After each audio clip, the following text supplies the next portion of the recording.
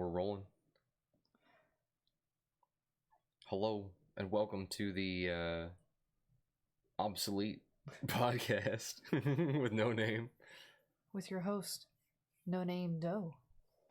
And I guess your other host, No Name Doe. I got no name Doe. But I'm No Name Doe.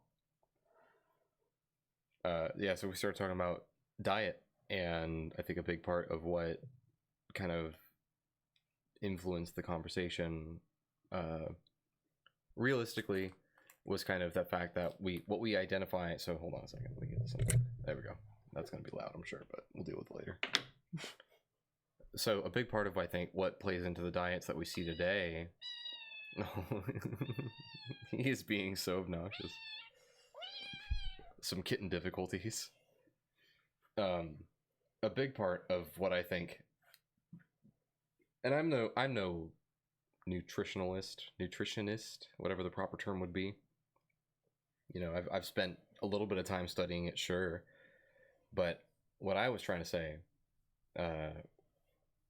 was that I think we've been kind of like sold an idea of what a healthy diet is, and all of these other diets that we keep seeing, I don't think those are necessarily healthy either.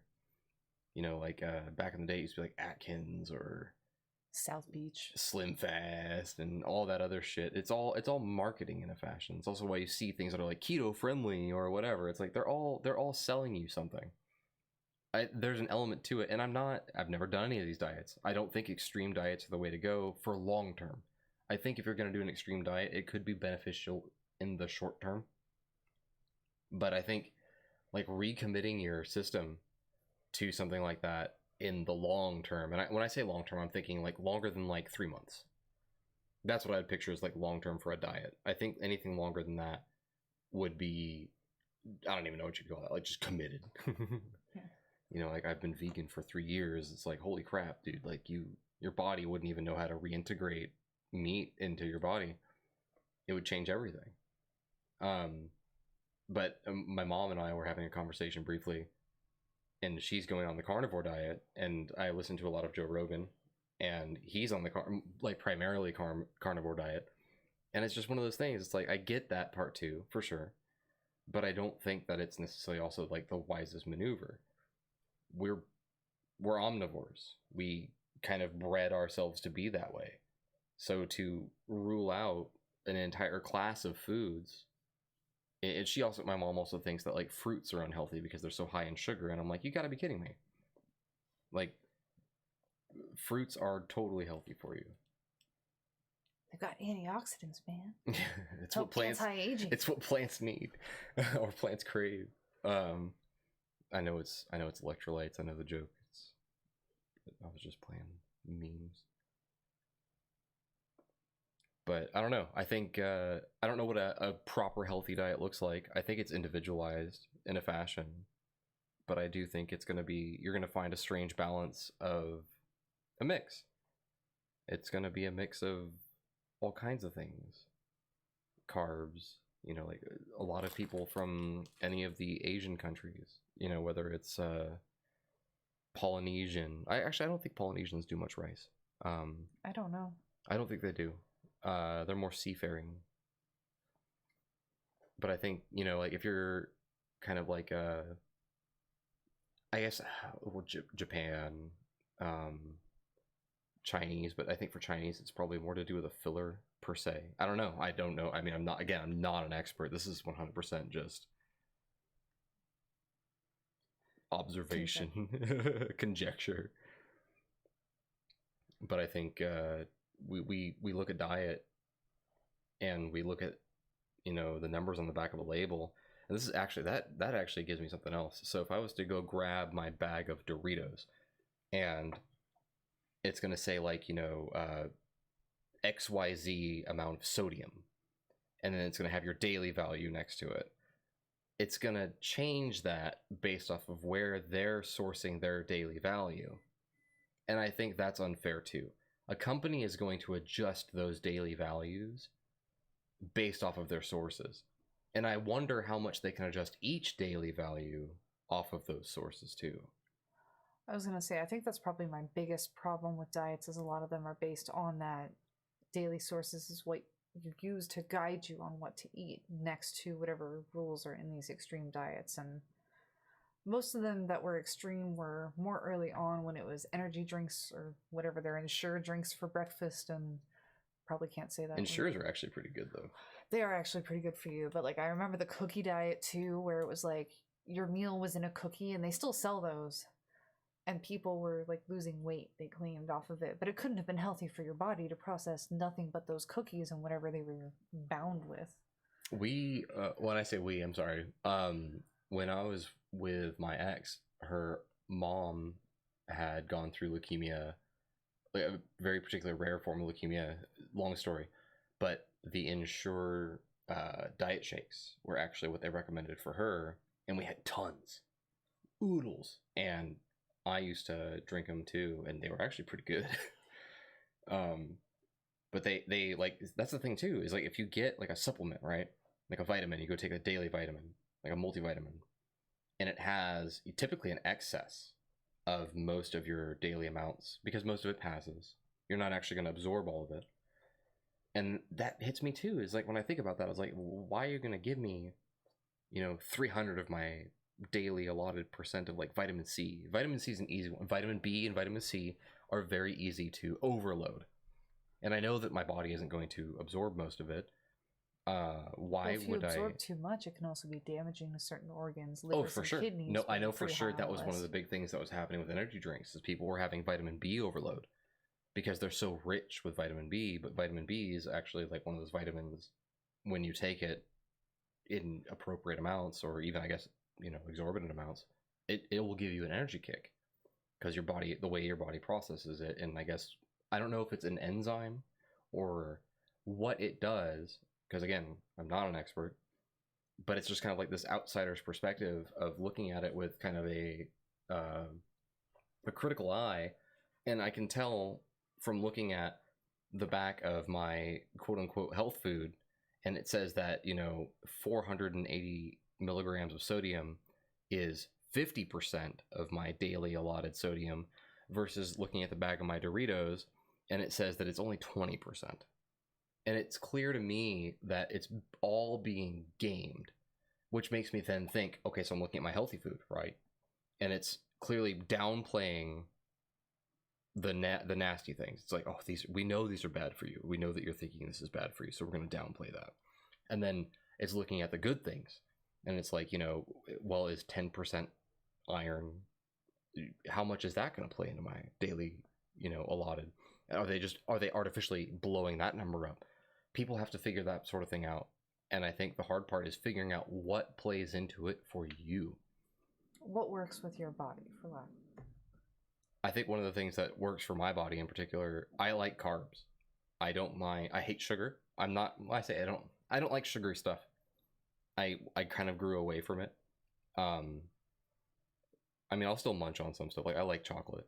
Like, I'll eat chocolate and stuff like that. That's pretty much like my main go-to. Or occasionally I get like a weird craving for like sour candy. Ice cream. Ice cream, yeah. But it's not often. By and large, yeah. No, for me in particular, no. I really don't. Sugar is not my go-to for any sort of like snack per se, except maybe fruit. I like fruit. I love fruit. But I don't think fruit is necessarily bad for you. I think you could overdo fruit, sure. But I think you could overdo anything. And that's why when I see these extreme type diets, like a carnivore diet, okay, so you're basically not quite keto, but almost entirely keto. It's, I don't know, it's one of those things, like your body goes through a shift when you go into keto. It's called ketosis. Okay, I feel like they attached a phrase to something that could be considered a sort of shock. And I've been looking at like other reports where like doctors will find better ways to make you think about a treatment. Oh, your body's responding to, instead of saying this is a side effect of. And it's like, come on, get out of here. Like, it's so evident to me that your body would never do that under any other circumstances. You're stressing it. But I don't know if it's healthy or not. I don't know. It's weird because like keto in particular has worked for some people. Some people it has absolutely no effect on.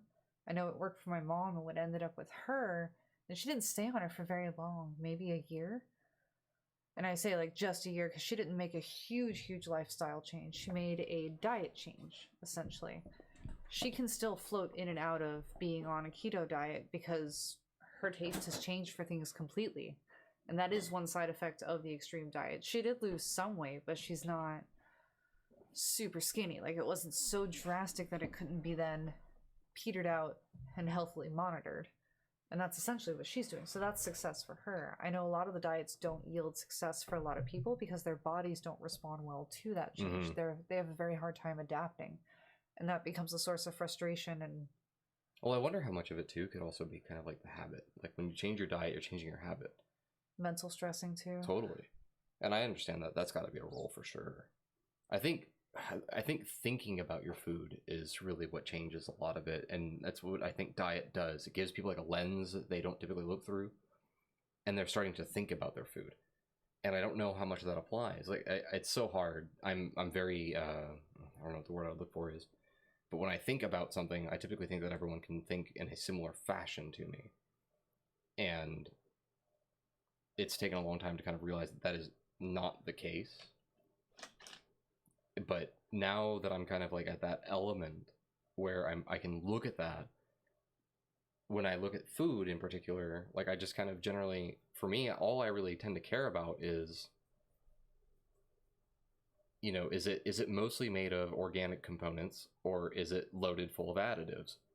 If it's a long shelf life type food that is unnaturally long shelf life, then I know for sure that I'm kind of like biting into something that's not really going to be the best for me. But if it's, you know, like we're roasting a bunch of veggies and some meats and we're calling that a dinner, I'm not going to sweat over it. I'm not going to sit here and bother with how bad or what kind of diet that falls under. I don't care. But here's the other thing too, is like it depends on what kind of side of the fence you want to fall on. Even people have been starting to find out that brown rice, which used to be considered like the gold standard for like a good grain, is apparently like terrible for you. Or it can be. But that's the thing, is like everything can be gamified if you want. Soy is another good one for meatless items, but Yeah. It's been mixed with a bunch of other things that you don't really want to be ingesting, but it's a soy meatless patty. Apparently, I don't know. See, here's the hard part about soy. It definitely can create, I think it's an enzyme again. It's going to be the word of the day, enzyme. In men in particular, women as well, but it can also like start to emulate estrogen. But I don't know at what point that becomes a risk. If I have a soy latte, am I like +1 estrogen? You know what I mean? Like, where does it become a relevant factor? And I think it's those types of details. Those types of details aren't being given to us. We're just being fed this narrative of what is and isn't good based off of what is and isn't marketable. And I think that's why it's so dangerous. Like everyone, like a grand example, part of what kind of like brings this type of thing into thought for me. So when you think of a good healthy breakfast, I'm not sure what anyone pictures, but I think people think of like a typical breakfast as being like bacon and eggs. Well, that was actually marketing. There was a whole market that couldn't move bacon, despite how much it costs now. That's different. This is a popularity for today. Hold on, I had to burp, but it left. But at the time, they couldn't move bacon. It was considered a low-grade, low-class meat that no one wanted anything to do with because it was all fat and minimal meat. So why would I want it? And they developed a market for it to say like, hey man, this is your breakfast. This is a daily breakfast. And people are like, oh, okay, if this is what the experts are saying. And that's the other thing. Experts say should be one of the biggest red flags that raises in your brain. Who are these experts? Who do they work for? What do they know about you? Yeah. And how you function? What do they know really? They're experts? Okay, so experts how? It's one of those, it's so great to put that on like it's a rubber stamp for approval. And I think too many people just consume that too. Oh, well, you know, experts say. It's just like doctors say. Well, 9 out of 10 doctors say this, but what's the other doctor? Is he the only one who's actually speaking some truth, and all these other guys were just paid to say so? Like, who knows? It's, in the end, I think the most important parts for food are you want it as minimally processed as possible. That makes sense to me. And I'm just using common sense. And you just want it as close to its original state, as unfettered as humanly possible. And I think that's how it's going to be good for you. But I think with anything, like if you were to go like on an all spinach diet, it's all you ate, spinach. Even that would probably be bad for you. Like it's one of those. Iceberg lettuce, the iceberg lettuce diet. Stop. That's just, we call that drinking water. It's the water diet. It's crunchy water, but it isn't ice.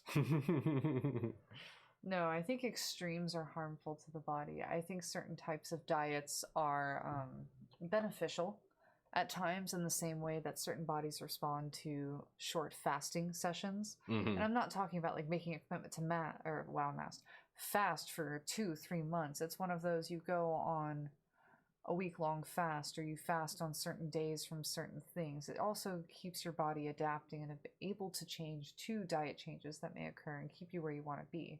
And this is all provided that you know your own metabolism, like you understand how you function, you have an idea of what your body needs. Well, so much of that knowledge too comes from like actually getting a medical baseline, like knowing your metabolism, knowing your body. And those are things that you're not going to know on your own. Well, some of it too is self-awareness. How does eating certain meals Agreed. make you feel? Like what energy lasts and doesn't last for you. These are things you need to find out. Sorry, I don't mean to keep cutting you off. No, I'm sorry. That makes me think of something else too. So what happens if you get in this mindset, like I'm on this diet, right? And I'm told to expect these changes, like an all juice, a juice cleanse, or a smoothie cleanse, or whatever, God knows. And you're basically told to expect some of these like negative outcomes, and you're just sitting there having negative outcomes, and you're told to expect them, so you think that it's working. But what if it's not? What if it's literally negative because it's like, this isn't actually helpful to you? This is terrible for you. You need carbs or you need fat, and you're not getting those from veggies and fruit. You need those elements in your diet, and you actually needed those before. You didn't know, but now that you made this dramatic shift and you're told, hey man, you're going to have like the shits for a little bit, and you get it for sure. And it's like, oh my God, this is what but it's working. It must be working. I think a shift in the mindset, this kind of like, what's it called? When you have a positivity type bias, there's a word for it. But the point being, like, you have that kind of like that positive outlook bias. So you're overlooking the negatives of what's happening to you. Optimistic? I think it is called an optimism bias. And you're ignoring that but you're on this juice cleanse for 3 weeks, and you get over it because you're probably not going to die from it. You know, it's just going to be uncomfortable, and you're going to have, you know, farts that'll clear out a room. But that's like the worst kind of like side effects that come from it. But how good is it really doing you? You won't know. And you get over the whole thing and you go, wow, I feel so much better. But how much of that is also kind of like a placebo effect? Because you put so much effort into something, you're just actually pleased with yourself for committing to something, achieving something, and going through with it. And that does more for you than the food ever did. In fact, the food was not helping you at all. You were barely staying awake because you had nothing to burn, and the whole time your body's like, please feed me. And it's like, oh God, not more fucking vegetables and fruits, please. I want meats. Sounds like a personal experience here. No, fortunately not. But it's just like, it's kind of how I wonder about those sorts of things. Is like, what happens? Like, we don't talk about that. Well, it's kind of an uncomfortable subject for people to talk about because it includes the idea of them failing, them putting that much effort in and not getting anything they wanted or desired out because they don't understand their body's needs. I was gonna say, I think it comes down to realizing, not understanding how they're reacting either. I think it comes down to realizing how little you might know, and I think that's the hard part. I mean, it's weird. We have this assumption, and I'm not even saying like we don't know anything. I think there's definitely a part of you that can use your intuition. Like if you look at, you know, you're going through the grocery store and you pass by like some fucking nice, beautifully packaged burger patties, and you just kind of like get one of those like rumbles in your tumbles, and you're like, oh man, I kind of need one of those.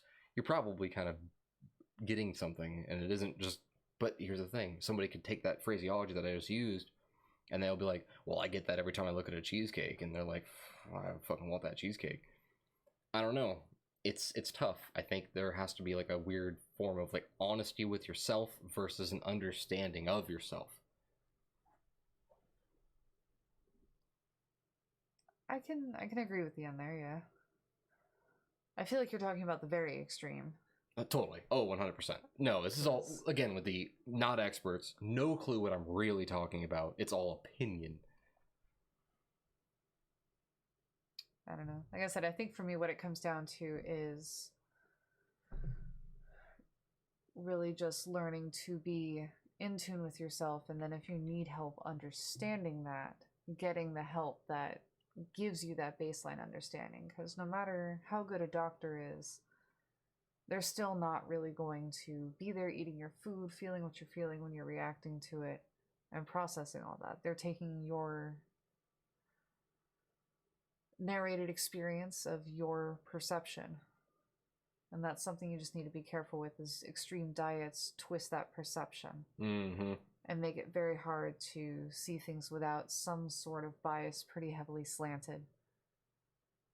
And so, like I said, I think small diet changes and small amounts of fasting don't hurt you if done properly. And I mean more in a healthy manner instead of just in a healthy manner are okay. But extreme diets or anything that is that drastic of a change without an ease in is really more of, yeah, just a shock to your system and more damaging than beneficial. I think maybe sometimes like a shock could be good for you too, though. Again, with the I do think there could be benefits. Well, that's why I said intermittent diet changes. Totally. And fasting, because both of those have been proven to have beneficial outcomes for certain metabolisms. And again, it's not all metabolisms either. I'll take some pot shots at some authorities too. USDA. Oh, they're terrible. if you people don't understand, like they'll see those kinds of stamps, and I guess because, I mean, who has the time to research this kind of shit? Nerds like us, you know what I mean? Like, who looks into this kind of thing? Well, hold on, can't say nerds like us. We just said we're uneducated, opinionated people's talking. It's opinion. It's opinion because I don't have it. I don't have like a piece of paper where I can properly say, "Hello, yes, listen to me. This diet's going to be bad for you." Yes, I don't have anything like that. No, I think when you look at something like anytime you find somebody who's an authority or is an appointed an authority, you have to be very careful with how that authority operates. And if you aren't aware of the mechanisms within that authority, what qualifies USDA? If you yourself are not familiar with that sort of thing, you'll just simply look at the end result and go, "Oh, okay, it must be okay." Well, are you okay with what constitutes a USDA stamp? You might not be. You might be. I don't know. But if you aren't aware of it, how would you know? And I think more people need to be educated in that sense. I would agree on that for sure. Being more educated about what the standards actually are for food and what does and doesn't get by them. It's kind of astounding. It's really astounding. It's also astounding how little legislation in that area changes. Yes. And how hard of a fight it is. Things haven't been changed, and that's a totally different fight too. It's mostly from the farmers, but farmers get the shortest end of the shaft. They get the fuck off end. Yes, I wish I had known what I know now when I was much younger. I think I would have tried to actually fight a little bit more for farmers. People don't understand how bad they actually get a rap on it. It's bad. I mean, these are the people who are literally feeding you and me. And they're under such a tight squeeze, both lawfully, financial taxes and everything. Like the government understands exactly what's going on there. Like very, very, it's so keen. Wage slaves. And then you've got companies that come in and actually start to get in bed with the legislators, and it just makes the whole thing disgusting. It makes it terrible. It's why you wind up with situations like Monsanto and all of the GMO based like seeds and everything. Obviously, it's clear bias on my end, but this is what I've researched the most. And I don't think these are things that are good. I don't think, and it's because of the way that it was all conducted on a business end, a legal end, and a scientific research end, and following the way that those trails played out, it feels like it's not good for you. Willing to expand upon that later, but it's one of those things that if you've done the research that I have done, it simply doesn't feel right. It doesn't feel, it's so sketchy. But not to get on that soapbox. But that's what I mean, though, is it's very much kind of a, and you could apply that logic to anything, though. If you're looking at a standard, if you don't know the mechanisms upon which it's measured, you won't know if you do or don't agree with it. And here's the thing, too, though, like, there's some silly parts that people might be disgusted by being, like, a modern society. Like, there's an acceptable amount of, insect products, whether it's insects that are generally crushed up and just wind their way there or whatever in many of your foods, and that freaks a lot of people out. But I guess here's the thing. Oh my God, I can give an example of one where the company switched from a chemically produced color to an organic one, or what was called Carmine. Organic. It had to do with pigmentation. And somebody found out about that because the change itself wasn't disclosed. And they had to switch back to they had to redo the entire product line because they didn't disclose it came from a bug. Mm-hmm. And that's, I don't know, it's hard. But that wasn't harmful for us, that one. No, and that's the thing, though, is it's like, I'm not going to be, if I'm told there's like, 0.1% of grasshopper in my steak, I mean, obviously I'm just throwing numbers around and random things. I can offer a terribly disgusting reality. Yeah, go ahead. One of my coworkers used to run a restaurant. Used to work in like hotels and such, running their entire place. Something she had said was, don't eat fish when you go out if worms freak you out, because there is no way to deworm fish. They live inside the fish and grow inside the fish. So there is always pretty much worms inside of your fish fillets. That's weird. Having worked in a lot of restaurants myself, I don't think that I've ever experienced worms in the fillets. She was apparently convinced once you saw them, you could always see them. I don't know. That's a weird thing. Like, if we ever saw anything like that, we'd throw it out. But we rarely saw, and this is me, and I've only worked in a handful of restaurants that handled what I would consider to be like higher end food, and we dealt a lot with fish in the last one that I worked at. I never saw anything like that, but I can also understand that too. Like, but see, something like that, like a parasite like that, like a worm, that would freak me out because you don't know what. So okay, here's a good example. What she claimed was once it got cooked, it was actually dead. The worm was dead. Yes, that's why you cook your food. In fact, totally okay to eat it. It was just. But that goes to show like an understanding, or a misunderstanding, or I don't know, a lack of understanding. Maybe that's a good phrase. Why do you cook the food you have? It's to make it safe. It's not for flavor. We've adapted a taste for the flavor, but it's not for that purpose. It's to make it safe. And that's even why we have standards. Like, cook it to this temperature. Well, you cook it to that temperature because it's actually exceeding what would make it safe. But what a lot of people don't understand too, and I've been learning about this when researching hunting, it's why you can kill a deer and hang it up in a tree for like 2 weeks, and it's basically fine. Yeah, it's going to begin the breakdown process, but it's not going to be dangerous to eat later. It's because it's still trapped within the skin, like the meat is still trapped within the skin. It acts almost like a Ziploc bag. It's perfectly airtight. Nothing's going to happen. Any of the danger you're going to worry about is going to be from the gut enzymes, and you already take that part out anyway. But if you're keeping it stored for a long time like that, you're not going to be using it. You're not going to be eating the stomach or anything like that. If you wanted to do that, those would be the first parts you want to harvest because those are the first to spoil because they have the live, like, enzymes and probiotics and anything like that. Yeah, as a small disclosure, we eat meat, if you couldn't get it. We've done some research into meat, specifically because we like meat. Anything, though. Like, it could be anything. But I mean, like, that's the other thing too. Like, other people, if they pick up some, like, kind of limp or like slightly sad, kind of mildly wrinkly produce or something, it's probably still good. it may not have the peak flavor, but as long as it's not rotten, it's still got some things. Now, there is an argument to be made as well, though, that those types of vegetables have a diminished nutritional value in terms of vitamins and what they would typically offer because the item itself is starting to break down into different things. It's weird. So a degradation, to say. I don't know. I don't know if that'd be true or not. I know that a lot of those elements are actually typically maintained in the skin of the element. Well, I mean, if it's old and wrinkly and dried, like it's in the skin, really. I think it depends on your level of degradation at that point. Yeah. If I'm quite honest. Well, that's what I'm saying, is there comes a point where it nutritionally, even if it's probably okay to eat, just doesn't really have the value. Some of them increase. Some do better. Apples in particular. I know oranges, if you... It depends on how you store them. I like to keep all my fruit cold, typically, except for like bananas, because they'll brown out right away. And I don't like soft, nasty bananas. It's just personal taste. But I know they're also not bad for you. In fact, they're better for you. That's a great one, bananas. Mm-hmm. It's one of those things. Well, but they get sweeter. Yes, it's because the sugars start to actually caramelize. Yeah.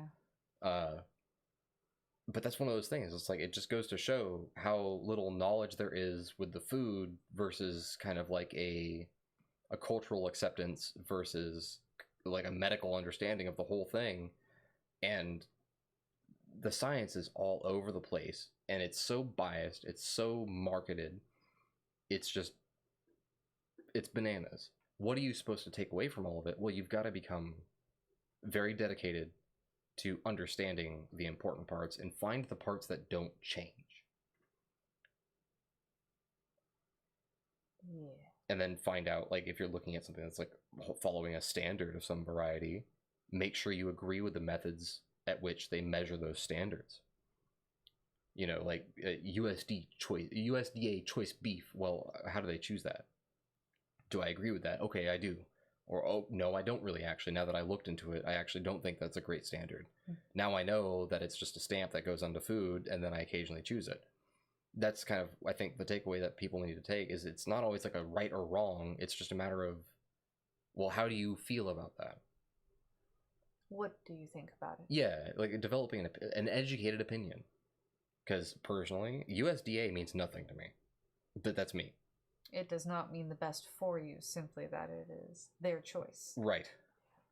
All it means is it passed a certain series of standards, and being slightly aware of those standards, it tells me, okay, it's likely not to give me dysentery or cholera, whatever, I'm being facetious, but basically once you start to research what qualifies those sorts of things, it tells you a whole lot more than you probably thought about before.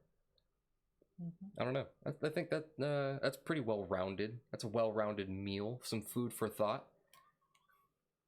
I think so. I think that's just a good stopping point for now, because it can go on. You can always branch out further. Everyone's always hungry. Yes, little buddy. Speaking of hungry, you got some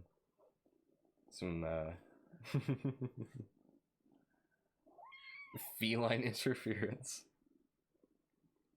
They say it's dinner time, so. All right. Well, we're gonna feed these kittens. Yeah, that's a great example. The amount of research that people will do to take care of their pets. Some people, not all people, of course. Hi. Do you do that for yourself? Like, are you as keenly aware? Think about that. I don't know. I think it's a poor example, though. I don't think a lot of people care. I think they just buy their animals food. I don't know.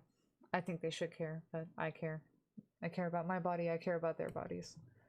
So, not that we're sitting up here on our fucking, Kale Mountain high horse kind of thing. No, actually, the whole conversation started because we weren't sure if the Brussels sprouts we ate that gave us rancid ass were actually doing us any good, or if it was just a side effect of us eating Brussels sprouts.